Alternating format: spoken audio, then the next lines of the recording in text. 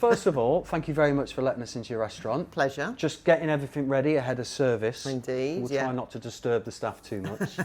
Don't worry. I want to start, if you don't mind, just by talking about your journey into hospitality. Yeah.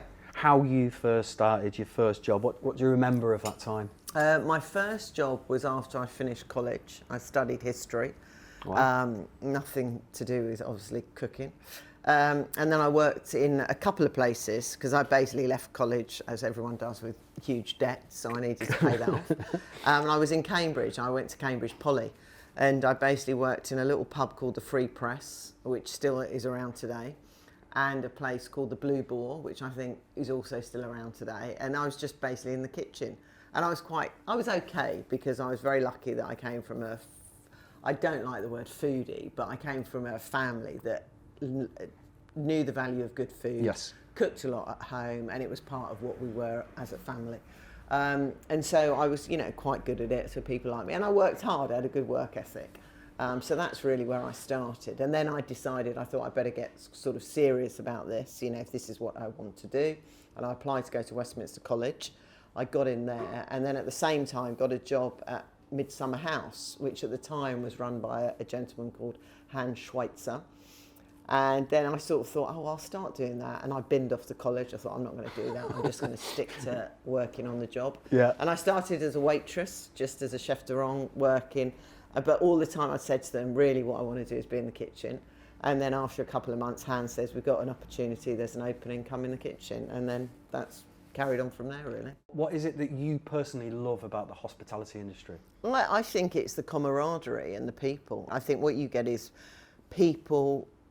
I think if you're someone who's not nervous, but slightly shy maybe, don't necessarily not have a lot of confidence, I think this can be an industry that can really build your confidence. Where do you think you'd be now without the hospitality industry if you hadn't have made that move and you were still studying history? Oh, I don't think I'd have done very well studying history. I think I'd probably be in some form of care industry, maybe.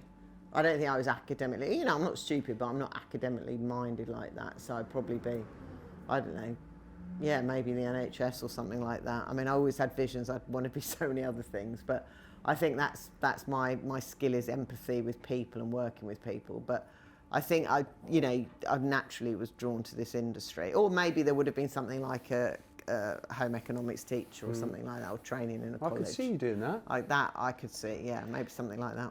There is a problem at the moment. Some people calling it a crisis. There's a staff shortage nationwide. I'm seeing it everywhere I go. How's that affecting you, first and foremost? I think we're nearly through the worst of it. I would argue that I think there are staff out there. I think what it is, I think there's definitely, people can recruit. I know people have recruited for restaurants, hotels, there's people there. I think what there's a big issue in lots of places, staff retention. Yeah. I think what you have more is that because there are shortages, people are putting jobs out with not ridiculous salaries, but like you suddenly think a chef de partie is being paid what you'd pay a sous chef, or the hours, and people are just, it's not so much loyalty, but they're flipping around. So I think that's not helping. And I think as a result, it's retention within your business. So basically you can get them and then you've got to keep them. And I think that's what a lot of people are struggling with. And talking to another operator the other day, she goes, we've recruited 50% and we've lost 50%. And that is where your problem is. But what about the customer? Do you think the customer's going to see more of their favourite restaurants closing down? How do you think the future looks for the customers? I'd like to say no, because I think we've got some, I think where we are as a country in hospitality, we're in a wonderful position. But when you hear, I was speaking to Mark Lewis, who runs Hospitality Action, and when he says people are phoning him every day because they've lost their jobs or on the breadline, hotels are closing. I mean, who here that hotels would close 2 days a week because they can't get the staff? So I think we are in a, and I think more than anything, it's not so much cost of living and people come through the door, it's the energy crisis that's going to kill businesses. It certainly feels that now more than ever is the right time for all the businesses, all the restaurants to come together. How important do you think what Hospitality Rising is doing is? Do you think we need it at the minute? Oh God, yeah. I think anything that puts us out there, We're a 3 million industry employee, 3 million plus. That's just, and never mind the periphery of people who make your cups, make your tablecloths, clean your restaurants, all the rest of it. I think we bring billions of pounds into the exchequer. And as Robin Hudson always said, we're a tap that can be switched on.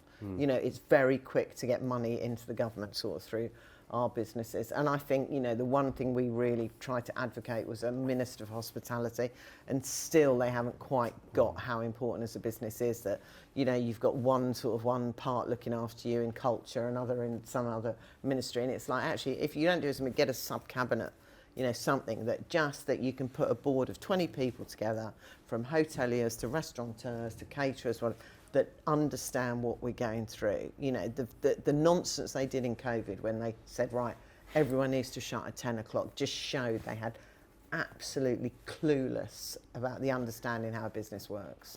Well, listen, thank you for talking to me today. Thank you. Let's hope that things get better. Indeed. Or certainly no worse. Yes, exactly.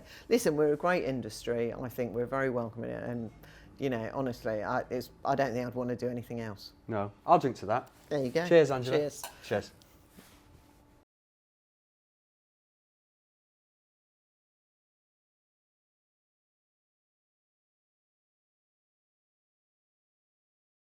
So I support Hospitality Rising because this is about bringing our industry together as one united body.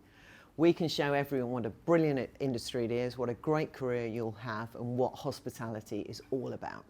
I think it's important for others to be involved in Hospitality Rising, because then you have a say. It's like anything. You can't make a comment if you don't vote. So involve yourself, have a say. Mark and the team are amazing, and they want everyone's ideas.